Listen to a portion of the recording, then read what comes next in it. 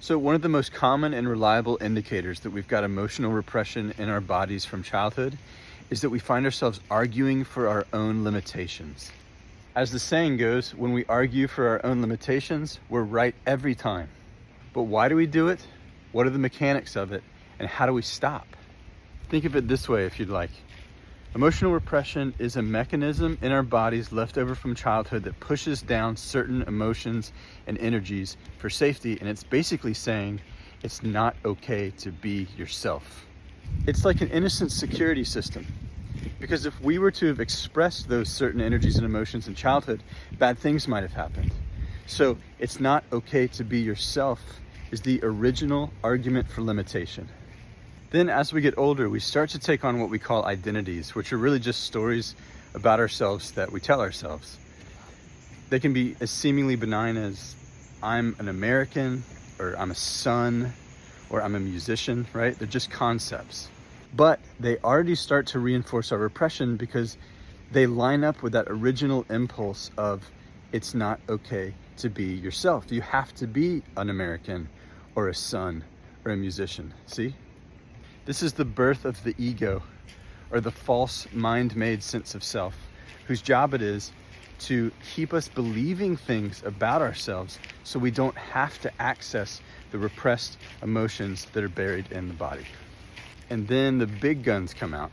As adults, as we suffer more, as a result of the ego, we start to look for solutions in a lot of different places. Maybe it's in spirituality, or therapy, or religion, or recovery, or belief systems, or drugs and alcohol. Meanwhile, we still have the mechanism that says you can't be yourself and the buried repressed emotions in our bodies that are driving our suffering. But now we start to find solutions in all of these paradigms, right? Oh, I'm an addict. Oh, I'm bipolar. Oh, I have OCD. Oh, I'm sinful, or I'm fallen. That's what's wrong with me.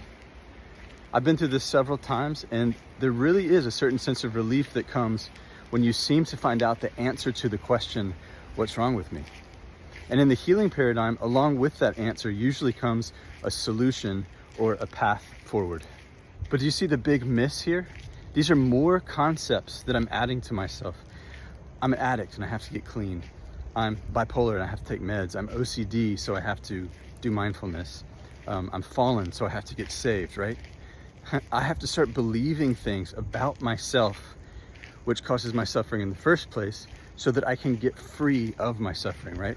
So now I have to suffer so I don't have to suffer. I have to argue for my own limitations. Now I can already hear people saying, well, that's exactly what you're doing, Dan. You're suggesting that people believe that they're emotionally repressed and that that's driving their suffering and that they can come out of that with emotional repression work, right? No, that's not what we're doing. We're not asking anyone to believe anything. In fact, it's better if you don't believe what I'm saying. That would be more programming that would likely compound your suffering. No, don't believe it. Check the body, test your experience to see if there actually are buried emotions that are down there driving your suffering. This work, it's so experiential. We only talk about it theoretically or in context because we have to talk about it somehow. We have to communicate it. But people take that for what the work is. Like it's a theory. Forget the theory. Theories are the problem. Check and test your body and your experience so you can find out what's actually going on that's driving your suffering. But here's the funny thing about that. People already have their own theories and concepts like we talked about earlier. So when something new is offered, like, hey, check and test your body for emotional repression, they go, nope, I'm an addict, I'm bipolar, I'm OCD, I'm fallen, right? They're already arguing for their own suffering and they don't even know it. My friend and the co-developer of the Kiloby Inquiries, Scott Kiloby, when we were developing the tools, he started having really intense back pain, like really bad. He got suicidal. This back pain, spine pain turned into spinal stenosis. And during that, he was really convinced, understandably, that this is a physical thing happening to me. It's physiological, right? So I didn't know, but in the spirit of inquiry and curiosity, I said to him, well, is it possible that that could be emotional, that could have its roots in buried emotions, your back pain? And he got really triggered, but here's the beauty of it. He used that exact trigger in inquiry to access the buried anger that was causing and driving his back pain in the first place, and he resolved it. He stopped arguing for his suffering in that moment. He used the argument or the trigger to get free of what was causing his suffering. It's unreal. And this actually was the genesis of KI, emotional repression work. So if this triggers you, consider that it's because you're in repression and arguing for your own limitations. And if it jazzes you, visit repressiontest.com.